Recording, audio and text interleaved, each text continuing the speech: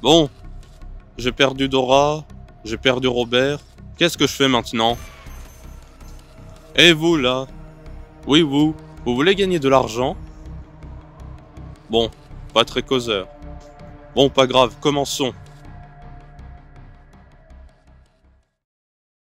La Loire, un fleuve sauvage, vicieux, presque violent, mais il fut au cœur de la région tourangelle durant plusieurs siècles. Et oui, jusqu'à l'avènement du chemin de fer en 1846, le transport maritime sur la Loire, que l'on nomme batellerie, était un véritable atout pour la ville de Tours. Si la Loire fut empruntée pour embarquer Saint-Martin jusqu'à sa cathédrale, ou encore par quelques sympathiques vikings venus délester les Tourangeux de leurs biens, elle se montra fort utile quelques siècles plus tard, aux mariniers, pêcheurs, passeurs, ou encore meuniers. Moyen de transport idéal dans une région alors mal connectée par les routes, le fleuve devient le moyen de transport privilégié pour circuler. Reliant la France d'est en ouest, elle fut aussi à l'origine d'un commerce assez important pour diverses matières, telles que le sel, le bois et bien sûr le vin. Tours et ses alentours portant un fructueux commerce d'alcool en France. Tradition l'oblige. Mais ce rôle de poumon économique et de déplacement, incarné le plus magnifiquement par la tour de la Lanterne, encore visible sur les hauteurs de Roche-Corbon, finit par perdre en attractivité, avec le développement des routes à travers le pays. Mais la Loire conserve tout de même un rôle à l'époque moderne, en étant utilisée pour transporter des pièces de bateau jusqu'à Saint-Nazaire, mais aussi d'importantes cargaisons de grains, dans certaines parties moins bien reliées du territoire. Mais qui pratiquait ces déplacements? De toutes les périodes, la Loire fut arpentée par les bateliers, qui vivaient en nomades sur leurs embarcations spécifiques, transportant à la fois leurs marchandises et leurs idées à travers la France. Alors maintenant on peut se dire que la Loire, c'est bien, mais comment y circuler?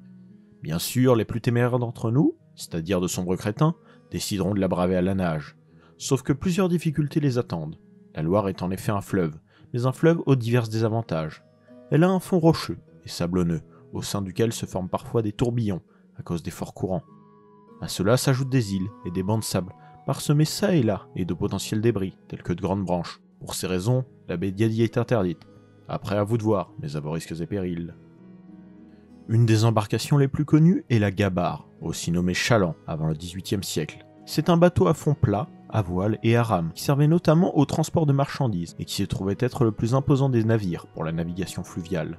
On le qualifiait de bateau-mer au XVIe siècle, ou bateau de mât au XVIIIe, car elle était placée en première position d'un convoi de navires. Mais comme nous l'avons vu, la Loire n'est pas un fleuve comme les autres, elle est sauvage, entraînant moult difficultés pour la circulation.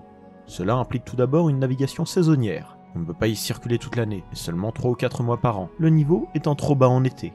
C'est là une des raisons de son déclin au cours du 19e siècle face au chemin de fer. On peut noter toutefois que des travaux, menés en 1850, ont essayé de réduire l'écart entre les rives du fleuve, par l'installation de digues, telles que les bardeaux ou les chevrettes, afin de maintenir un niveau d'eau assez haut pour pouvoir naviguer en été. Ce qui demeure intéressant avec la Loire, c'est de voir qu'elle a amené des aménagements de l'espace.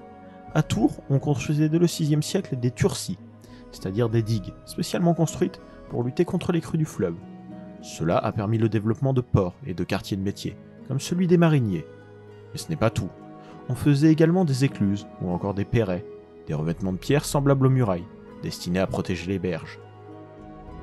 Cependant, tous ces systèmes ayant voulu aménager la Loire n'étaient pas très efficaces, et, pire encore, engendraient des accidents, voire des naufrages, entraînant une certaine répulsion à l'égard de la navigation sur un fleuve jugé dangereux.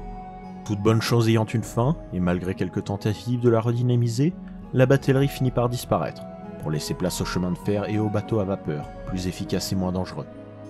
Aujourd'hui, il ne reste de l'histoire de la navigation sur la Loire qu'une inscription au patrimoine mondial de l'UNESCO.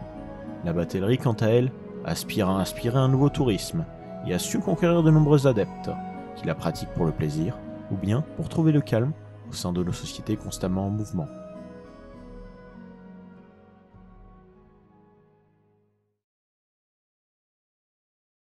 Et vu que je suis toujours avec mon présentateur...